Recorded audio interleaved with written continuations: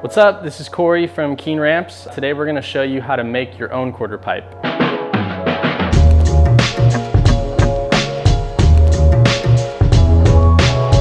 Okay, so popular sizes of quarter pipes are 2 foot high, 3 foot high, some people go 4. Our most popular selling quarter pipe is actually the 2 foot high, 4 foot wide quarter pipe. We'll throw a link in the bio just in case you want to check that out. We're gonna do pretty much that same thing here today, right around 2 foot tall, 4 foot wide. We're gonna put a 2-inch galvanized steel coping with a little threshold plate on the bottom. So the first thing we're gonna want to do is scribe out our 3/4 inch ply transitions for the sides. So 3/4 inches thick.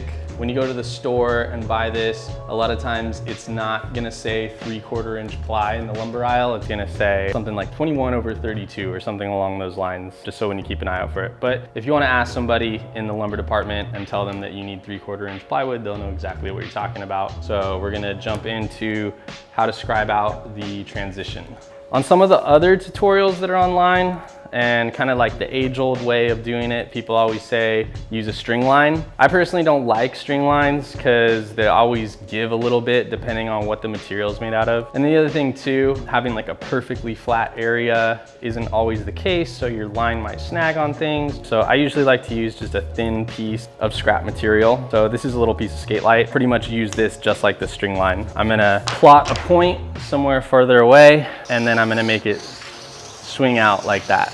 So for this particular quarter pipe, we're gonna go 2 foot high. A good transition radius to do on a 2 foot high ramp is usually 6 foot or 7, depending on how tight or mellow you want it. The tighter the radius, the steeper it gets quicker. With a 6 foot radius, that ends up being pretty nice for something this low. And for those of us who it's been a while since geometry, the radius is the distance from the middle of a circle to the edge. Diameter is overall edge to edge on a circle, radius is middle of circle to the edge. Okay, so I just got another piece of ply over here just to kind of create my base of what we're gonna spin this thing on. So that is right there. Here's my little scrap piece. I'm gonna measure where 6 foot is to the end. 6 foot right here. So this is where I'm gonna wanna drill a hole at that 6 foot mark. All right, so line this back up, put that right at the edge, and then I'm gonna go ahead and screw this in just a little bit so that it's able to swing like that. So that right there is a perfect 6 foot radius. So now that I have my stick mounted, I have it attached at that 6 foot mark, I'm gonna get ready to scribe out my transition. Sometimes I'll stagger this piece over here and get it started like that, because if we went like this, right, sometimes you'll run into the problem of your ply just kind of running parallel with the ground and never truly like hitting, and you'll have kind of like a problematic lip for your plate to go over, and you'll have to run your sheets much further. So that's why it's helpful to sort of stagger this. All right, I like that. So I'm gonna go ahead and scribe this. I'm gonna hold this right in the middle and just kind of plant my thumb on there so it holds. Just make sure it's very steady. Make sure that this isn't moving. I'm gonna go up to about where I think 2 feet is, which looks about there, halfway through the sheet. So I got that. So for the very first 2x4, you're just gonna get a 2x4 leftover and pretty much line up the top with that pencil line right there and leave yourself about 1/8 of an inch gap right there. And that's gonna end up being the very first 2x4 support. So I'm gonna go ahead and trace it. Since our ply is gonna run past this, we can pretty much get rid of it right about here. So that'll actually be the end of the quarter, and then the surfacing will just complete this. Now I wanna figure out where 2 foot is. So I'm gonna go ahead and just mark right over here, 2 foot. And then my deck will be somewhere around 18 inches or so. So I'm gonna put another mark over here at 2 foot. And then I'm gonna go ahead and scribe that line. So there's our top. And then now we're gonna wanna figure out where our coping goes. Okay, so when I'm figuring out my coping, I'm gonna have a piece of actual coping. This is a 2-inch steel Schedule 40. Schedule 40 refers to the wall. The wall is about 1/4 inch. And they say 2-inch, but keep in mind when you're buying this, 2-inch is inside diameter. This is actually like 2 3/8, but they call it 2-inch. So I'm gonna throw that on there, and I know that my surface is gonna be 3/8" ply, so I have a little 3/8" ply piece. And then on top of that, I'm gonna put 1/4" birch. So I have a little 1/4" skate light piece. So I'm gonna just rest that right there. And then I'm gonna put the little 1/4" one there. I see that my bump is way too big, so I'm gonna back that off. And the goal here is just to have about 1/8 inch bump on the face. So looking at that, that's about what I want. I'm gonna kind of look here, down the barrel. Looks like I have that 1/8 inch, so I like where that is. On the deck, up top, I'm gonna put 3/4" ply. I have a little 3/4" ply cutoff piece that I'm gonna use for reference. Ideally, I want 1/4 inch of this coping sticking above this 3/4" ply. Hike it up right there. And I'm gonna use this 1/4 inch piece again for reference. Since I want the 1/4 inch bump, basically when I'm looking at this should be flush, which it looks like it needs a little bit more. Yeah, that looks about flush. So this is what's actually gonna be on the top is 3/4 inch ply. And now I have my 1/4 inch bump up top. And then I'm just gonna double check on the face again. So it looks like I still have my 1/8, which is good. And I got my 1/4 on the top. So I like exactly where it's at. So I'm gonna hold this nice and tight, and then I'm gonna scribe around the coping.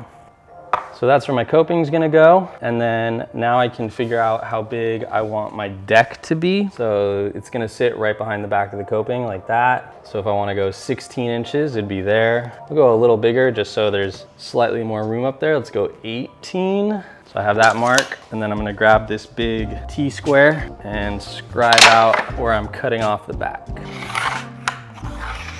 And then next I'm gonna wanna figure out where all of my ribs are gonna go. I know for sure I want one on the back.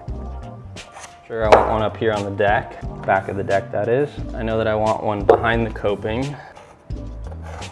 And then I probably want one right in the middle of this 18-inch deck. So I got my deck here. I got my support in the back, bottom back. My coping, there are a lot of different ways to mount coping. Sometimes people will drill through it and attach into the 2x4 they have in the back. We actually mount pretty much a half of a 2x4 that's attached to the coping. And we like doing it this way because now there's no screws going through it. There's no holes to grind over. And then the other nice thing is that it's not gonna get loose over time. And it's gonna get to the point where you have all this space and this screw's just floating around, and then your coping's gonna get loose. So what we do here, we actually drill a hole in the coping and then we thread it, and then we drive a big 3/8" bolt through here into it. And then we secure that down and smash it on that little 1x1 or whatever you want to call this. And then there's no holes to go over, no screw heads, and your coping's not going to get loose. And then I'm going to end up throwing a 2x4 here because that's as high as I can possibly go. Most people will do their spacing of their 2x4s every 8 inches on center. That's a good route to go for sure. So I'll just go ahead and do that. So now I just want to make sure that this one is going to fit, which it is. It's got the room here. So it seems like these 8 inches works. So I'm gonna go ahead and scribe all these. And I'm just kind of eyeballing the center of the 2x4. If you are super OCD and you want it to be exact, you can mark the center of your 2x4 and line it up with that line so that it's exactly dead nuts, perfect. So there's all my ribs. So it looks like this particular quarter pipe is gonna have 1, 2, 3, 4, 5, 6, 7, 8, 9, 10 ribs in total. Because we probably want this to be a modular portable quarter pipe, so I'm gonna do some sort of like handhold cut here so that I can slide my hand in and pull that quarter pipe up and tilt it onto its backside onto the caster wheels we're gonna add. So for that, I'm gonna go ahead and grab like a paint can to scribe out my half moon. So this is just a standard 1 gallon paint can. And I'm just gonna hold it right here and then go ahead and scribe that. So that's where I'm gonna cut out and have a handhold to tilt that up. All right, so we got our transition scribed out. So now we're gonna cut it. I'm gonna just use some sawhorses here. If you're not too strong, maybe get a helper for this part, but you can usually just lift one in. Throw that over there. And then definitely pay attention to where you're gonna be cutting. You wanna make sure the sawhorses are gonna support not only the piece you're about to cut, but what's gonna fall. Some people use skill saws to cut transition. Some people use jigsaws. You can do either or here. I prefer the skill saw because you get a more fluid cut, whereas the jigsaw is tighter. You're gonna have little waves in it. So a lot of people don't realize you can use a skill saw to cut out transitions. I'm gonna wanna make sure that my blade is set at the right depth. So I'm gonna put it here on the ply, keep my hand away from the trigger, and just feel that it's about 1/8 of an inch hanging below. And then I'm gonna lock it in place so that we are cutting all the way through. I got some cool safety glasses here, got some happy hours, keeping me stylish, and we're gonna go ahead and do this cut.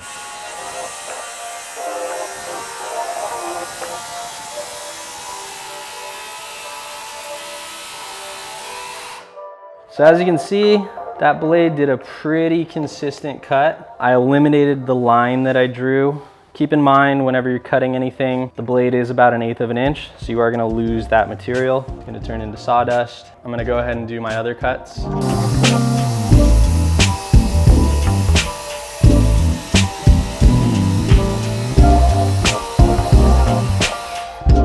now this is my scrap piece.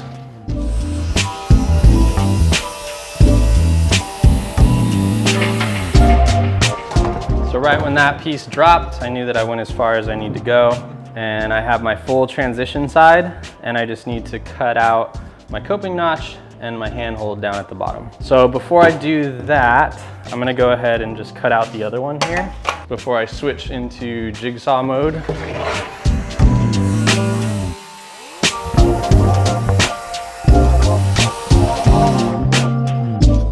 So now I got my 2 transitions, and I'm gonna go ahead and switch gears to the jigsaw and cut out my coping notch and my handhold cut. All right, so I got my jigsaw set up on the sawhorses. Make sure you have a wood blade for this.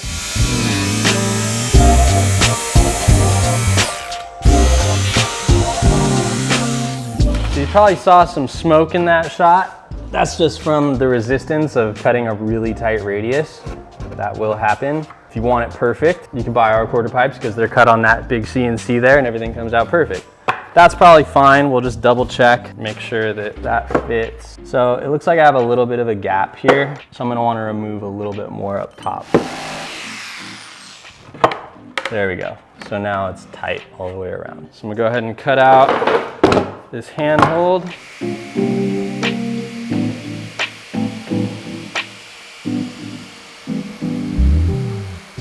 Right on top of my other one, just scribe out where I want to cut those.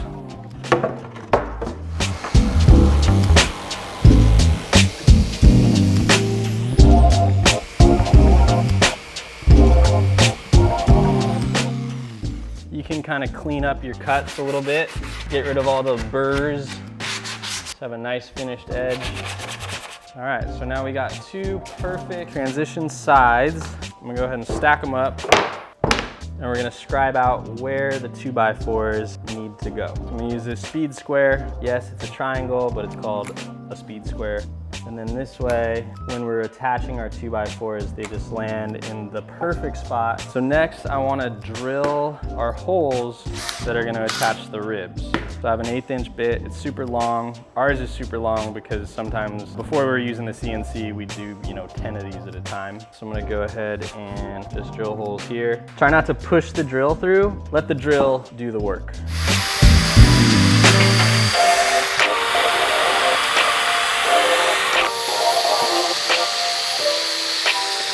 All right, so that's it for the sides.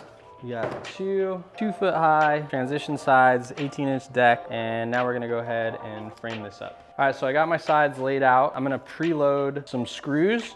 For this step, you'll wanna use 2.5-inch long, if not 3-inch long screws. This is just personal preference. You don't have to do this, but it will make your life a little easier. Another thing you can do, you can actually get a hammer and just sort of tap them in. If you plan on keeping your ramp outside, make sure they are, there's something called war coated, W-A-R, or make sure they have some type of weather resistant coating on them, or they're zinc plated or stainless steel. Don't just get the plain black ones that people often use for drywall and indoor wood projects, because they will rust out. And since this ramp is gonna be 4 foot wide overall, you're gonna wanna cut your studs to 3 foot 10.5, because you have 3/4 inch, 3/4 inch, so you need 1.5 inches shy of 4 foot to be 4 foot overall. So that right there is exactly 46.5. And with our sides, it's gonna be a true 4 foot overall. I need 10 of these in total. I had 4 sitting on the shelf, so I'm just gonna cut 6 more real quick.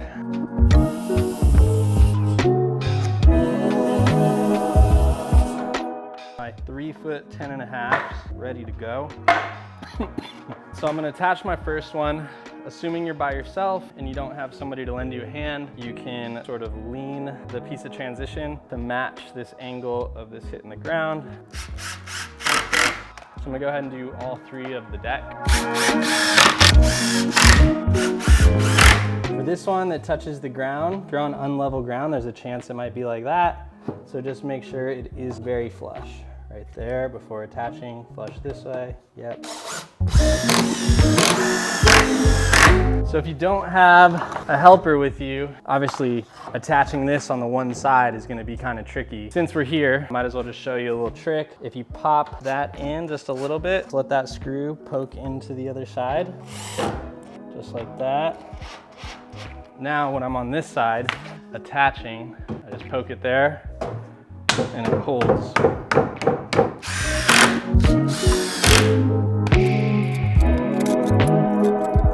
Now I can go back and finish attaching all these. And this is where preloading all those screws comes in super handy, because I can just fly through attaching these 2x4s.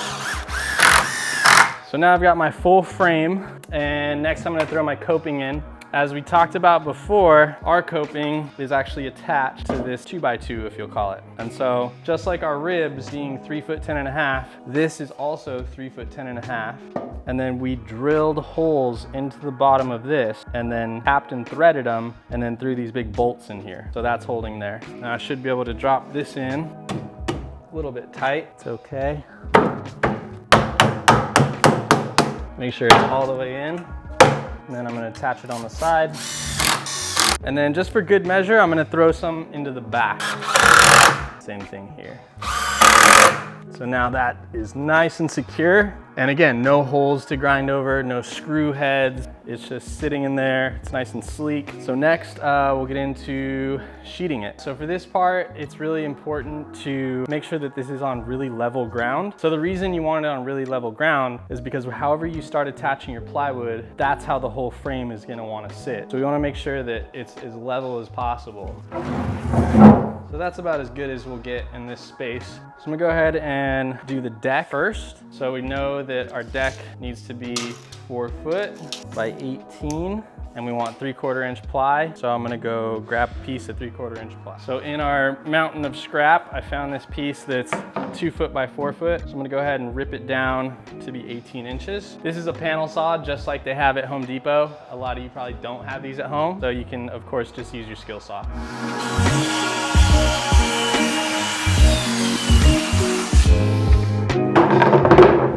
All right, so before I attach this, I'm just gonna clean up my edges a little bit. Just get rid of all the little burrs from the cut. So I'm gonna attach the deck with these 1 5/8 inch screws. They do have a zinc coating, so they'll last a little bit longer in weather. And so I'll probably do these every foot on those studs. So I got these 3 studs here. So I want some attachment points close to the ends and then every foot on center. And rather than just shoot directly into this, I'll just kind of show you what it can do. So that's usually fine, but sometimes when you go into ply like that, it will make the edges lift and kind of not go in as clean. So we usually like to countersink instead. And a countersink bit is this little cone-shaped bit, which is gonna mat the triangular shape of the bottom of a screw. So now I have a little area for my screw head to sit inside of. I'm gonna do the same thing down the middle. Now that I got all my countersinks, I'm gonna go ahead and switch back to my Phillips head and throw these in. When you're holding it, only hold it at the very net and kind of, pull it on. So that way if you slip, you're gonna pull away. Try not to do this, because if you slip, there's a chance you're gonna hit your finger. So make sure you're holding the neck right here. All right, so deck top is on, solid, edges are flush. Now we're gonna do the surface. So to figure out the surface, obviously we're gonna try to measure a curve, which can get sort of complicated with the tape measure. So it's good to find some type of scrap material that you have that is thin enough to bend, and then figure out where you need to cut based off of that bend. So I have this piece of 3/8 laying around, a little scrap. So I'm gonna press it on here. Make sure you follow the bend correctly, because plywood comes in 4 foot by 8 foot. It only bends the 4 foot way, not the 8 foot way. So I'm gonna put this on here. I'm gonna make sure it's tight on my coping. And this almost seems a little bit long, hitting the ground like that. I actually want it to just be ever so slightly higher than the ground. So I'm probably gonna need to shave a little bit off. So I wanna determine where this plywood needs to sit where it just barely hits the ground. So right about there. That's right when it hits the ground and goes flush. I'm gonna go ahead and mark that, and then I'm gonna measure that at about 6 inches. So I know that from this point to the ground is 6 inches, and then this direction, I'm gonna measure this. So I'm at 40. So I have 40 inches bending on my transition, and I have approximately 6 inches hanging past. So 46 is my measurement. So now I'm gonna go find some 3/8 inch ply. And for the 3/8 that's gonna go as your underlying layer, you are gonna put another layer over the top of that. So it doesn't need to be pretty. So we're gonna use CDX grade, but it's mostly for structure. We don't really care what this layer looks like because it's getting covered up. Found a leftover piece of 3/8 ply that we had from a contest build, still in really good shape, just has some holes and some chalk lines. So I want this to be 4 foot by 46 inches. So I'm gonna cut it to 4 foot wide, because remember, plywood only bends one direction, the short way.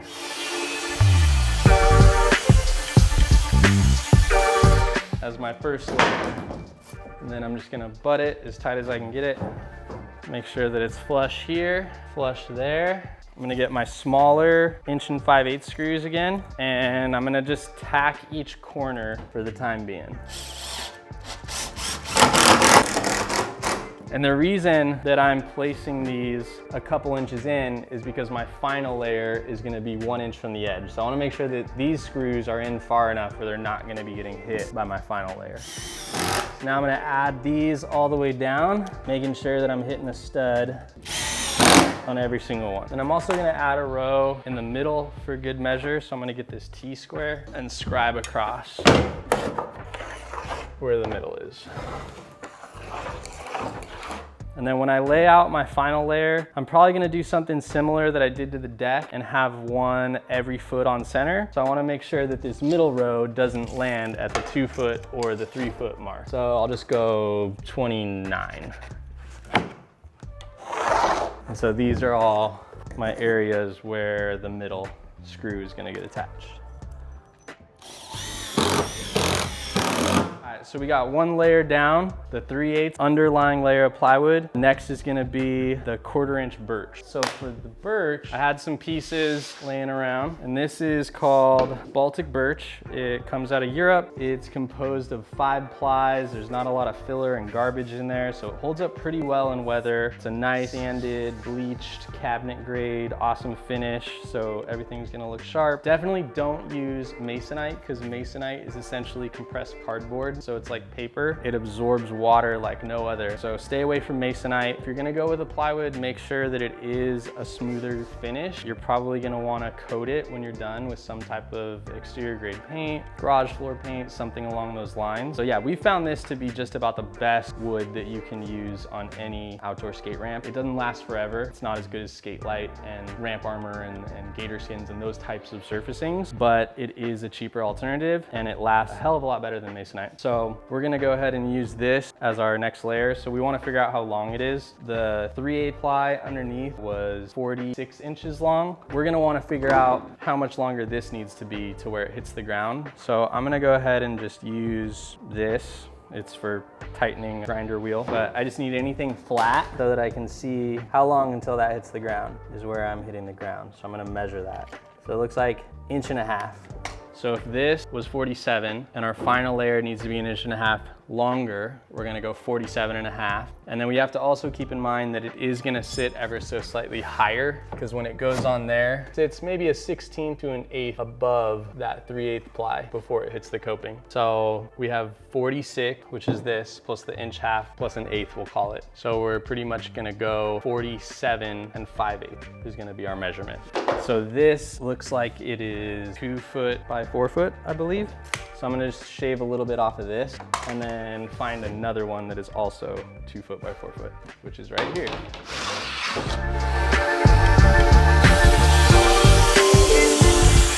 I'm gonna lay these out.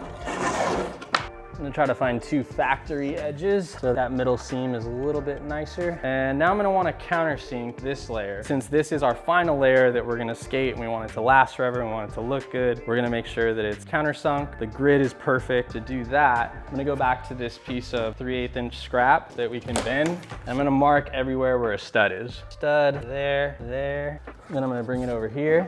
This is where I'm gonna end up snapping lines. So I'm just gonna make some mark. Those are where my screws are going. Just kind of like eyeballing 1 inch from the edge here. Same thing over here. I want the 1 foot on center. I'm gonna pull my tape across, and since we have a seam here, I'm gonna go 1 inch on each side. 1 foot there, 3 foot mark. Same thing across the bottom. 1 foot, 1 inch, 1 inch over. 3 foot. Now I'm gonna snap some lines. Here I have purple chalk, which is like the most forgiving on lighter plywood. A lot of times if you use like red or black or even blue, it kind of stains the wood and like those lines are never gonna go away. Purple's nice because it just dusts off. I'll hold this here, snap it, and there. So you probably can't see them, but they're faint, and in the right light, you can see them. And like I said, we don't want the chalk to stain, so I kind of like that these are light like this. So now I'm gonna switch back to my countersink bit, there, and I'm gonna countersink all these. They don't need to be huge, just approximately like almost the size of a screw head. So thankfully, at the shop, we don't have to do this all the time. The CNC does it for us and makes them all perfect. But for the purposes of building your own at home, this is the best way to do it. So I'm gonna go ahead and just dust this off, get all that chalk off, make it nice and clean, rest that up there. All right, so now I want to attach these. So just like the 3/8, I just want to make sure all the way to the edges, super duper flush, right there, right there. I'm gonna start with this one in the middle. And I'm not putting it in all the way. It's mostly just to hold it there. And I chose to do the middle because when I press it on, there's a chance that that edge isn't gonna be flush. So right now you can see some of the 3/8 underneath exposed. So that means it needs to come over. And since I'm only attached by that middle screw up top, it allows a swivel point for the sheet. So I can get it exactly where I want it. So now I'm gonna finish this whole middle row. Still good. Now I can put this one in all the way. I did the whole middle row. Now I'm gonna do the same thing for this one. Use this one, that same middle one. Make sure my seam's tight and I'm never gonna feel it on my wheels. All right, now I can go and just finish the rest because it looks like my middle seam is good, parallel, my edges are nice, nothing's overhanging. Oh. And that's why I'm glad that I was holding the screw correctly. All right, so now that I have my final layer fully attached, the only thing left is the plate on the bottom. And so just like we did with this 1/4 inch birch, we want to find out how much further does that plate have to go before it hits the ground? And we can just figure it out with the actual plate. So for these, we use a 16 gauge galvanized steel. So this is 9 inches long and then 4 foot wide, same as a quarter pipe. And it's essentially a 1/16 of an inch thick. These you're typically gonna have to get from a metal supplier. You probably can't find them at Home Depot or Lowe's or anything like that. Depending on where you are, like what part of the country and how the metal market is. Right now it's been super high because of COVID. So it is a little bit pricey, but I mean, this is gonna last pretty much forever. It's gonna outlast the rest of the ramp. So I'm just gonna rest this on here. If I attached it there, it's not hitting the ground. Obviously I want it lower. So I'm gonna see how far do I need to go. And it looks like right about there is where it's hitting. And just to play it safe, I'll go a little bit lower. Yeah, I like that. And then I'm gonna make sure it's the same on the other side. Okay, I like where that is. So I'm gonna go ahead and drill some holes. This is a 3/16 bit. Bore it out a little bit. And I'm drilling this because we could use screws, but the problem with screws, that is gonna over time get super loose, like we were talking about with the coping earlier, where a screw in wood moves ever so slightly. And over time, it's gonna make that hole in the wood bigger and that screw's not gonna attach. So instead, I just drilled a hole and I'm gonna put a machine screw through with a nut on the other side to really tighten it down and make sure that we don't have a situation where we're always fighting our plate getting loose. So these are the nuts and bolts we're gonna use to attach the plate. They're 1.5 inches long. They are, I believe, 3/16. Yeah, we're just gonna pop them in here and then attach them on the other side with a washer and one of these nuts. So I'm gonna throw all these through first. And I didn't really touch on it because our plate already had the holes done, but we just drilled the holes with the same thing, the 3/16 bit. Drilled those holes through the metal and then hit it with the countersink so that these screw heads sit flush. So I'm gonna tilt it up and then on this underside, attach my washer.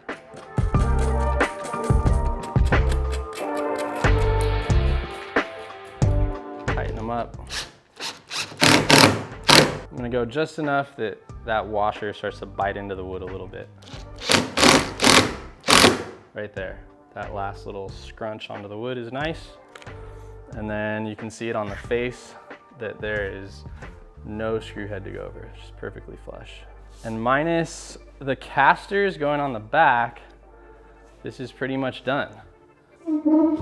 And then all in, if you bought all this stuff at the hardware store or metal yards or whatever it might be, you're gonna need a sheet of 3/4. That sheet of ACX is about $65 or so. This steel is gonna probably run you $8-9 a foot. This stuff, similar per foot. The Baltic Birch is running about 70 or so. You got your screws, a layer of 3/8. You will spend a couple $100, but you're gonna have a bulletproof ramp that's perfect, that's gonna last you literally a lifetime if you want it to, if you keep it out of the elements and all that. Or there's always buying one through us. We do sell this same size, 2 foot high, 4 foot wide for $449, and it ships anywhere in the US minus Alaska and Hawaii for free. Comes in kit form in a box, 2 foot by 4 foot by 8 inches, and it assembles in about 15-20 minutes, and all you need is a drill. So it's more or less gonna be this same quarter pipe. Yeah, it'll last you forever, and you'll have tons of fun. It's great for learning tricks. A lot of times once kids get older and figure out their rock and rolls and their stalls and all that, then they'll start launching off of it. I've seen guys launch over cars off of this. It's a super fun size, super versatile. Feel free to hit us up if you have any questions at all during the build of this. You can shoot us an email, DM us on Instagram, give us some time to reply because sometimes those get a little backlogged. Now we're just gonna throw the caster wheels on the back, maybe throw some branding on it, and then we'll do a few tricks and skate it in the driveway.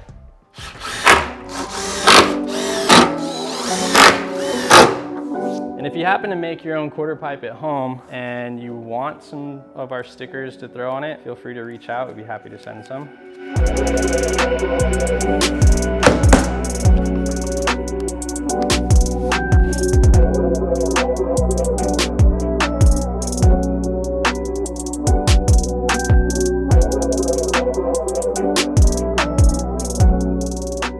All right, so we got our casters. This thing is easy to move.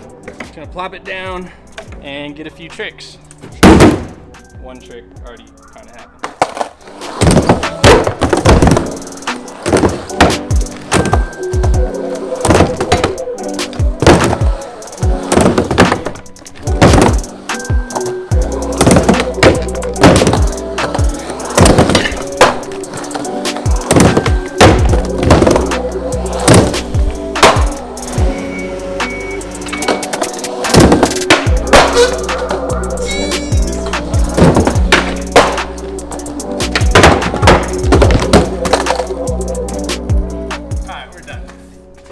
so that was 2 foot high, 4 foot wide quarter pipe build. How to do it on your own. We sell pretty much the same thing. Buy from us, don't buy from us, whatever. Like, this knowledge is out there. There's other people providing it, and we just figured who better to provide it than people actually doing this every day. So we want to make sure if you do make your own, you got tools and you got dads and homies and people that want to do it with you. Make sure you're doing it in a way where you're gonna like have something legit and you're not having to redo it 2 and 3 times. So yeah, please feel free to check out all our other videos. We'll try to get more of these coming. We also have another little segment of how to build things for free. This obviously wasn't for free due to the nature of new wood and steel and all those things. But yeah, be on the lookout for all those different types of videos, and thank you for watching.